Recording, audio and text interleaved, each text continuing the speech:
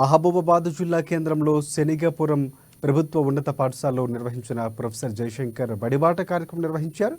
ఈ కార్యక్రమంలో ఎమ్మెల్యే తక్కెళ్లపల్లి రవీందర్రావు పాల్గొన్నారు. ఈ సందర్భంగా విద్యార్థులకు ఏకరూప దుస్తులు, పాఠ్య పుస్తకాలు పంపిణీ చేశారు. పాఠశాలలు ప్రారంభం రోజునే విద్యార్థులకు ఏకరూప దుస్తులు, పాఠ్య పుస్తకాలు అందిస్తూ ఉండడం అభినందనీయమన్నారు.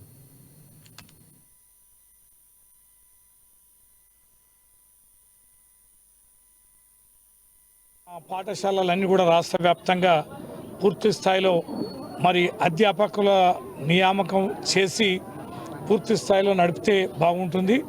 మంచి ఉద్దేశంతో ప్రారంభమైన మన ఊరు మన బడి పథకాన్ని కొనసాగించాలని, కార్పొరేట్ స్థాయి విద్యని అందించాలని, మధ్యాహ్న భోజన పథకం కూడా చాలా చక్కగా సన్నబియ్యంతో ఇస్తున్నారు, దాన్ని బ్రహ్మాండంగా కొనసాగించాలని, అదేవిధంగా ఉదయం కూడా అల్పాహార కార్యక్రమం ఉండే, అది కూడా ప్రారంభం గత ప్రభుత్వం చేసింది, దానిని కూడా కొనసాగించాలని.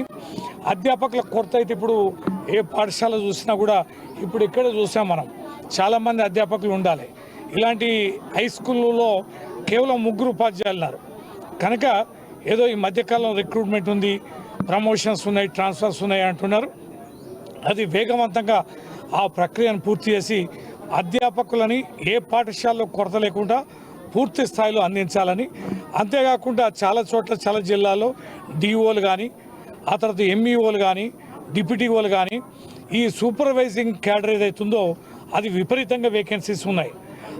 తక్షణమే విద్యా